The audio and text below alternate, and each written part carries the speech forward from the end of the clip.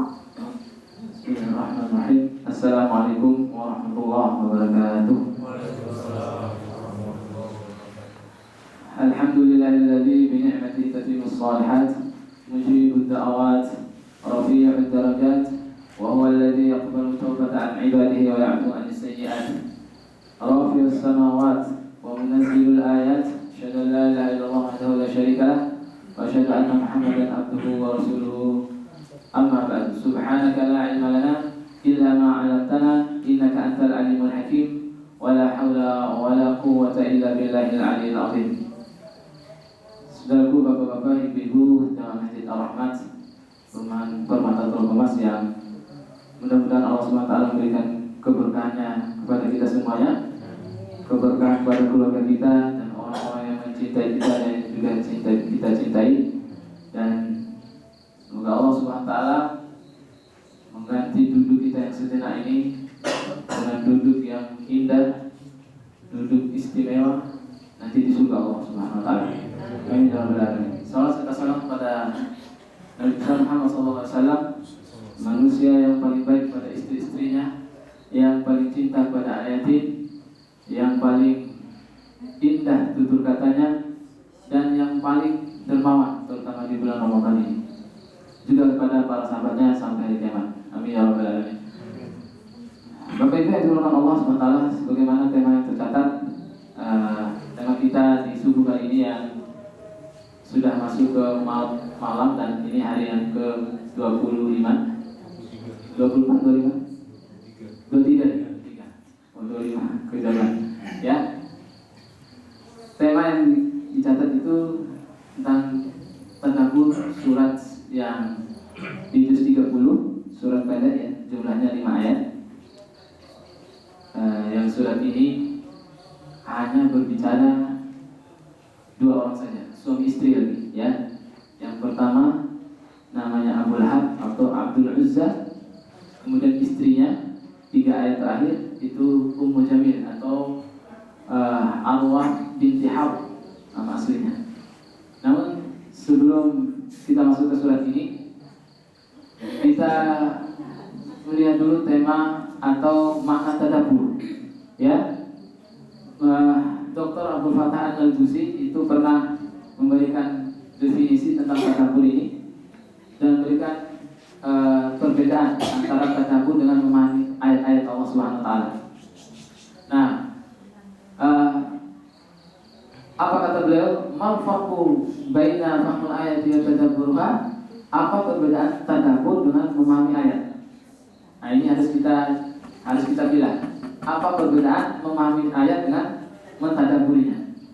Nah, kata beliau, kalau memahami ayat itu bukan tafsir, bukan terjemah, itu namanya memahami ayat. Nah, kata tadabbur, kata beliau, itu beda.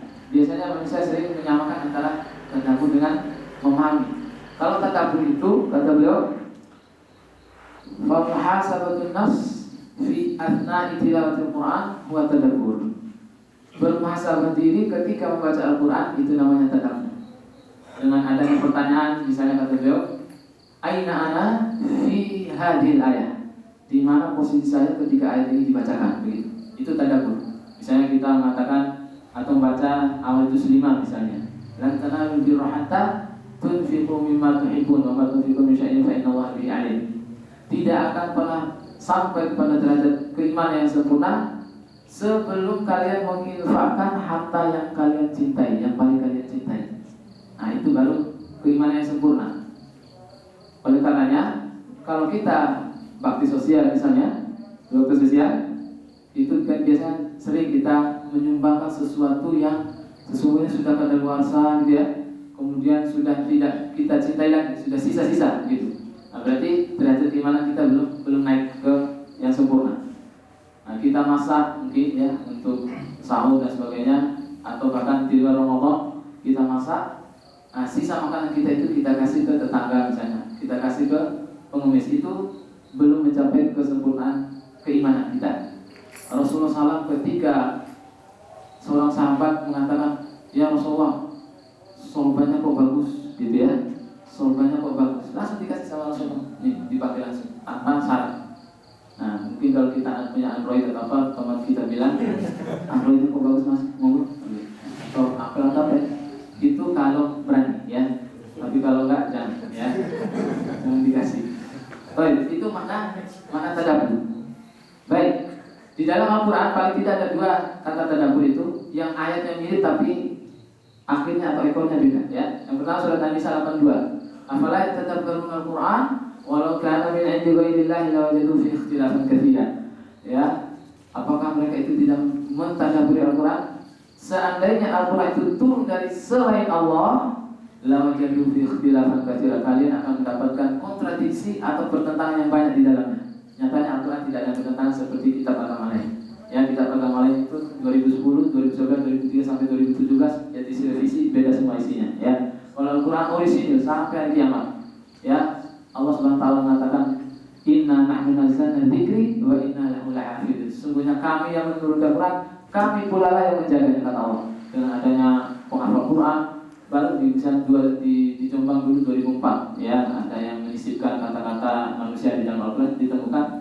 Sekarang juga ada terbitan baru itu kalau tidak salah, Al-Quran itu ditemukan tentang penambahan-penambahan. Itu tetap akan dijaga oleh Allah melalui makanya Allah mengatakan bukan aku, tetapi menggunakan kata kamilah yang menurunkan Quran dan kamilah yang menjaganya. Itu perbedaannya. Apa perbedaan kami dan aku dalam Al-Quran?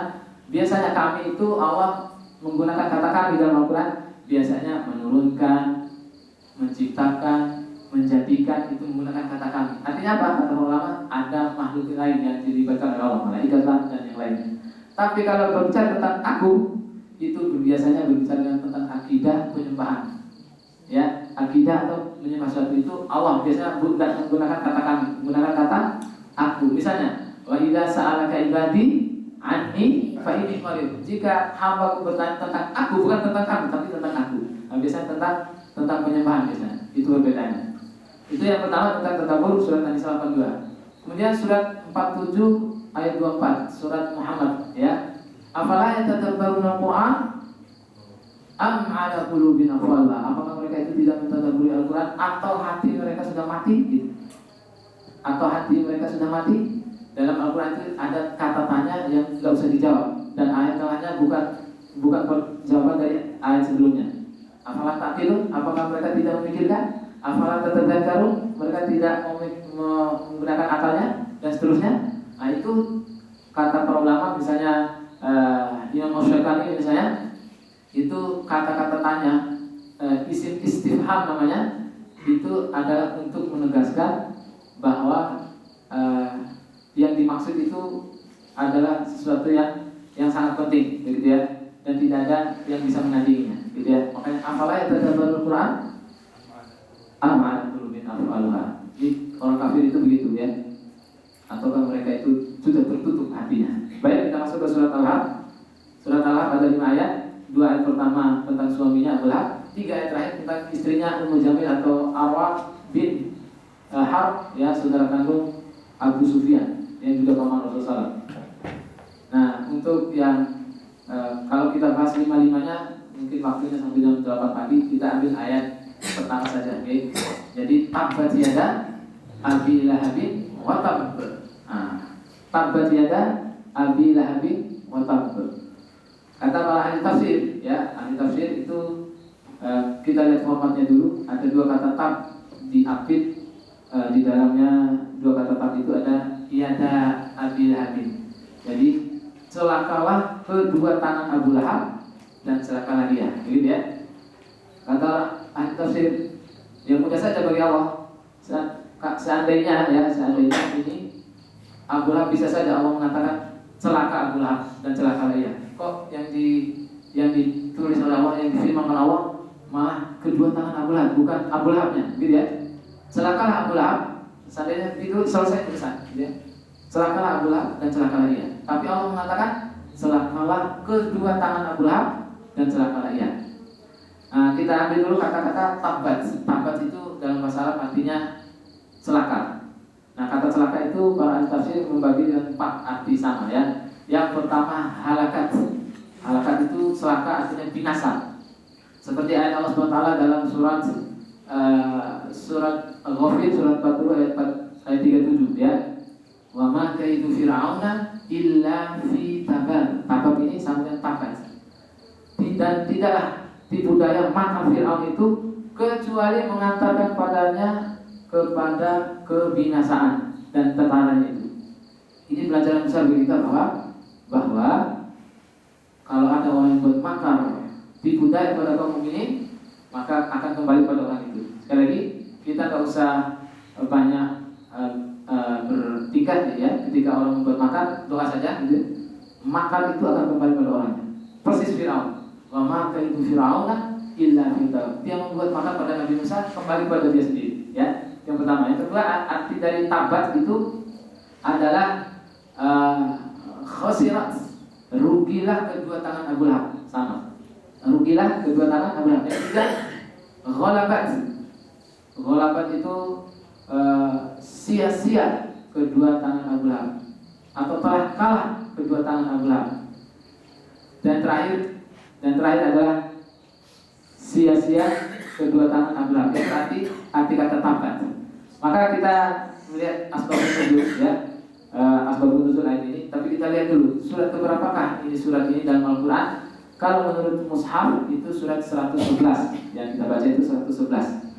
Tapi kalau menurut urutan turunnya, surat ini turun di urutan ke-6 menurut Imam Jalaluddin As-Suyuti di dalam Al-Itqan fi Ulumil Quran ya.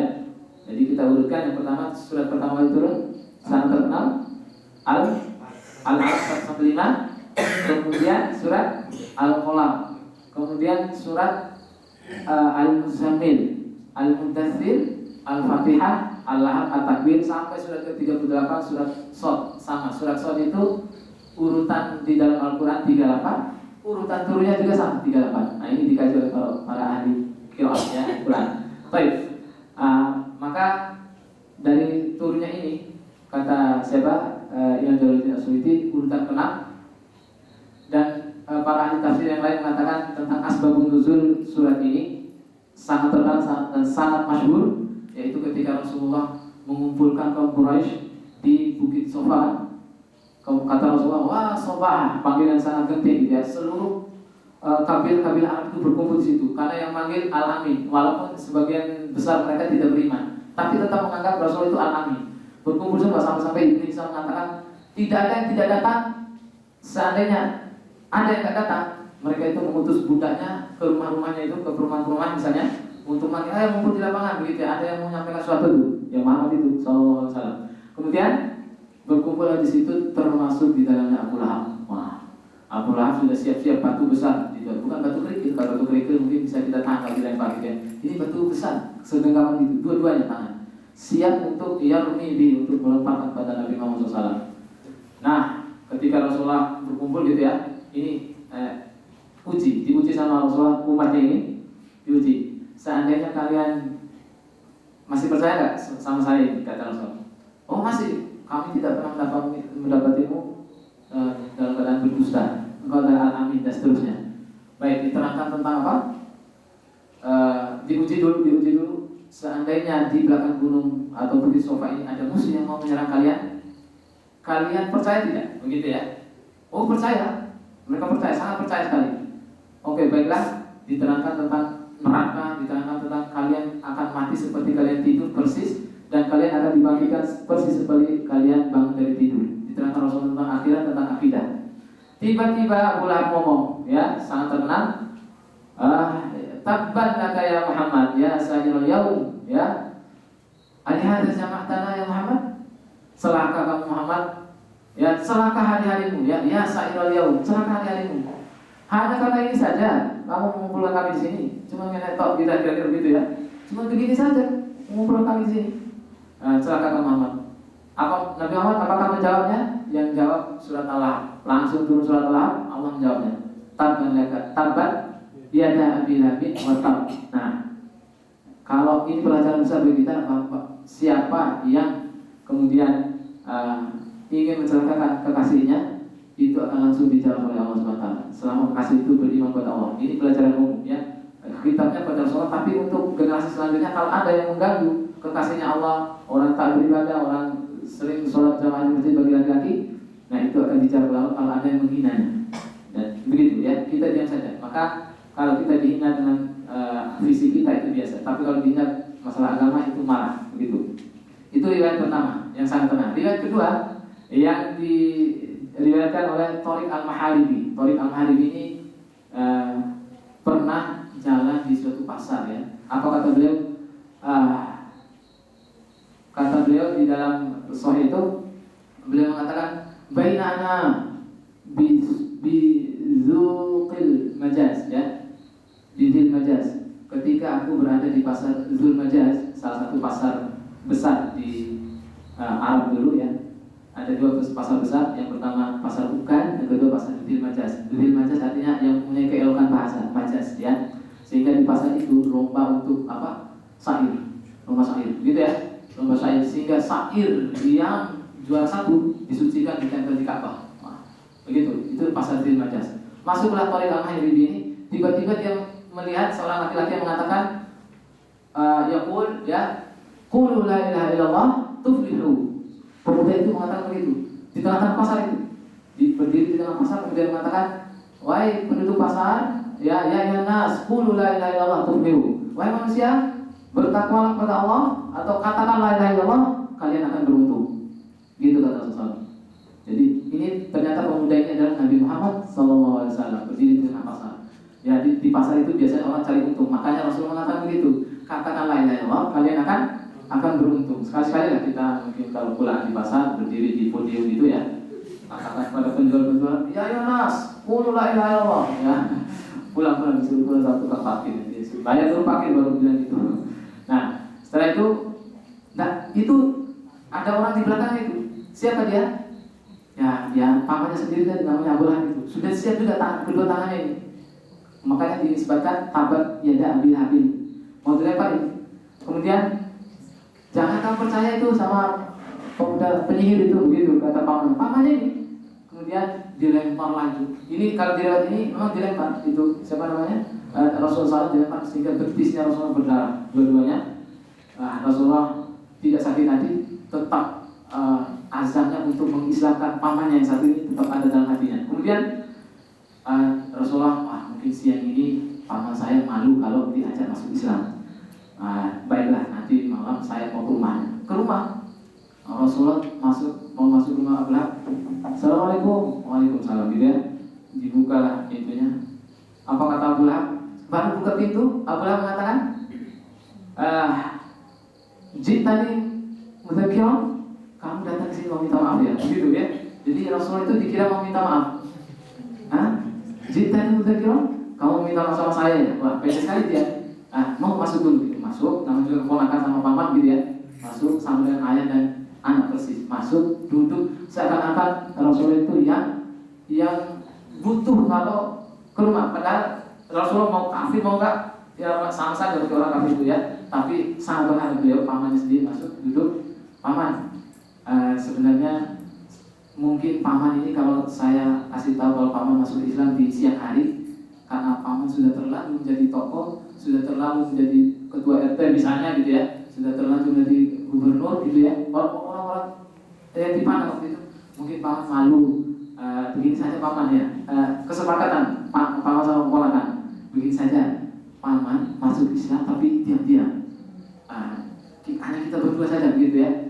Biar temannya paman itu nggak menghujat paman, loh kok masuk atau penyihir dan seterusnya, gitu, ya. Paman sembunyikan keislaman paman. Saya juga tidak akan kasih tahu orang kalau paman sudah masuk Islam.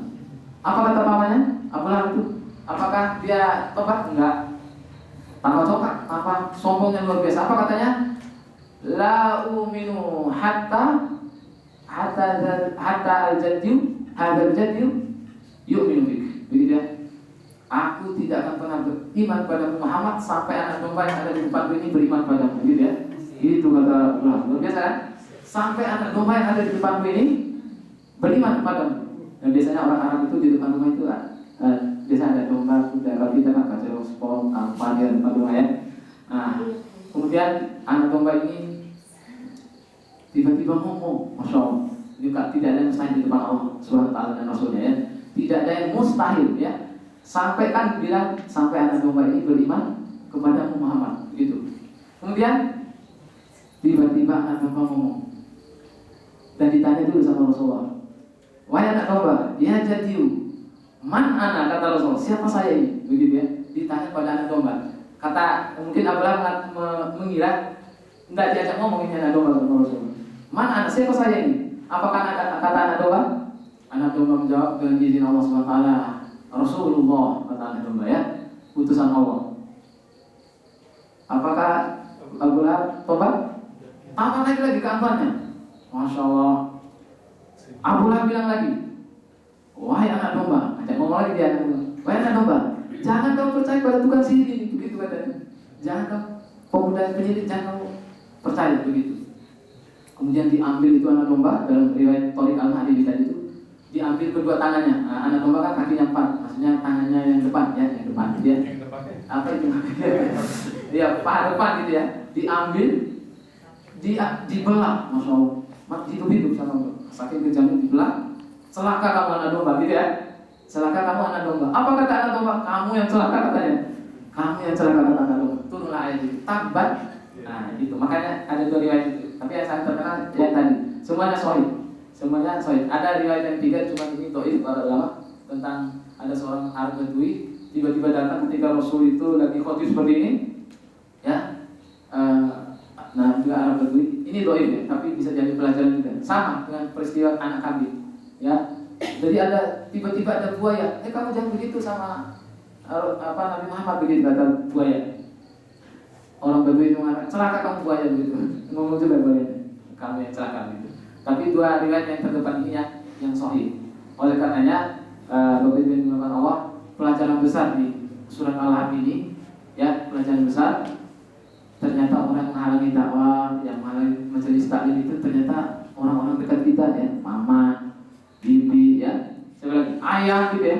Coba lihat teman-teman mahasiswa ini pulang dari gitu ya, udah ngaji di Malang misalnya, pulang ke luar Jawa misalnya. Nah, kamu masuk aliran apa begitu gitu ya? Padahal yang ngaji biasa aliran sungai gitu. Nah, dan seterusnya. Itu pelajaran besar. Ternyata yang menghalangi dakwah itu ternyata orang-orang dekat kita. Terus pelajaran kedua, orang kafir itu ya, orang kafir itu sebagian orang kafir itu mau menerima dakwah Islam ini kalau sudah ada keajaiban ya, yang tidak di luar ya, ini sudah ada keajaiban tapi belum masuk.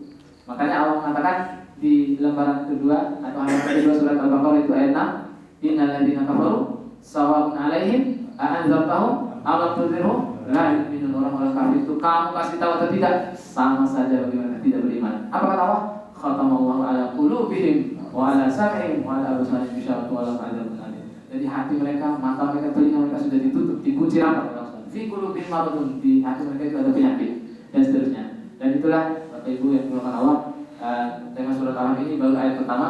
Saya ambil ayat terakhir untuk pelajaran bagi Ibu ya. Ummu Jamil ya, Ummu Jamil ini pembawa kayu bakar ya. Nanti Ummu Jamil akan dikalungkan di neraka itu dengan kalung fi jidha hablum min masad, karena sering membakar kayu bakar. Ada yang membakar kayu bakar dan apa namanya, kiasan bahwa dia itu sering ngompori orang. Ummu Jamil ini, jangan ke sana, kata kelompoknya, jangan ke sana, dipanas-panasin begitu sama Ummu Jamil. Sehingga Ummu Jamil langsung diancam Allah fi jidha hablum min masad. Di riwayat lain untuk menutup kehidupan kita ini, di riwayat Bukhari itu keluarganya Rasul itu ada yang bermimpi, namanya Abbas bin Abdul Muthalib, bermimpi tentang Abu Lahab. Aku melihat di dalam mimpiku Abu Lahab.